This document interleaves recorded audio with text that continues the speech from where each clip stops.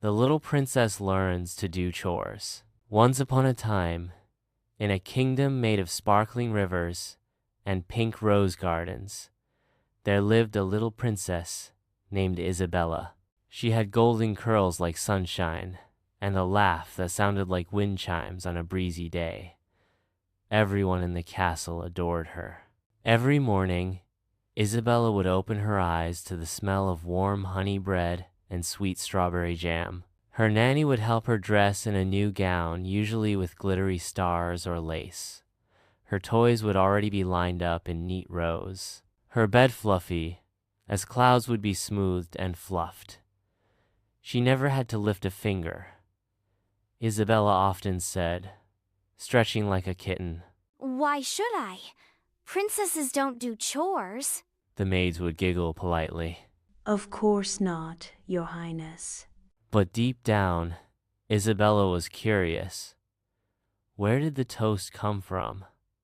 How did her clothes get washed? And how did her bubble bath always smell like lavender? One day, her questions found an answer. That afternoon, Queen Elora Isabella's mother called her into the garden chamber. My sweet Bella, do you know what next week is? Pony Parade Day? The queen laughed. Not quite. It's the Royal Kindness Festival. Every prince and princess in the nearby kingdoms will come. And guess what? You will represent our kingdom in the Kindness Challenge. Isabella gasped. What do I have to do? Give hugs? Paint smiles? Eat cake nicely? You'll be asked to help with chores. Chores? But I've never done chores. Isabella blinked twice. Then this week you shall learn.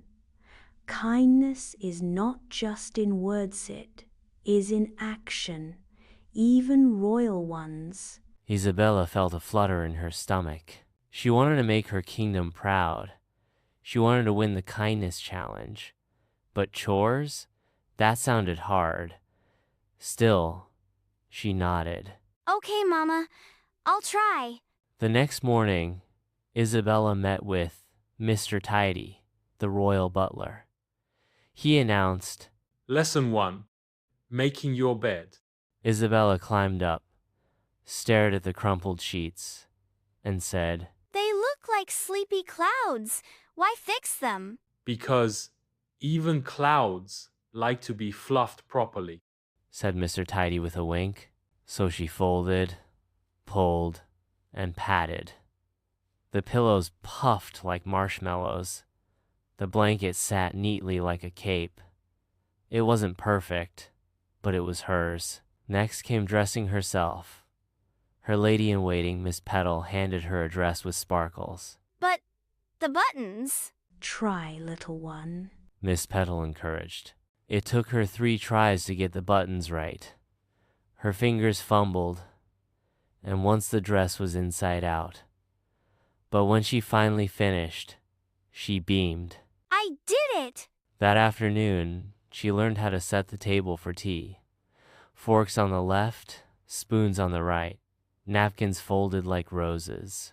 Isabella's first try was a Mestier cups, toppled, and sugar cubes rolled across the table like tiny icebergs. But the butler smiled. Practice makes perfect, Your Highness. And practice she did. The next morning, she asked to help in the kitchen. Chef Nutmeg blinked, then handed her a banana. Let's start easy. Peeling bananas was squishy business. Then came spreading butter on toast. Her toast looked like it had been attacked by a squirrel. But she laughed. It's funny, Toast. Chef Nutmeg nodded. The best toast is the kind made with joy. Later, she helped sweep petals from the garden path, water the daisies, and even dust the library shelves. Her nose wrinkled. So much sneezing. Achoo. But doesn't the castle feel happier now? Said the gardener. She had to admit it did. On the 5th day, Isabella felt tired. Her arms ached from sweeping.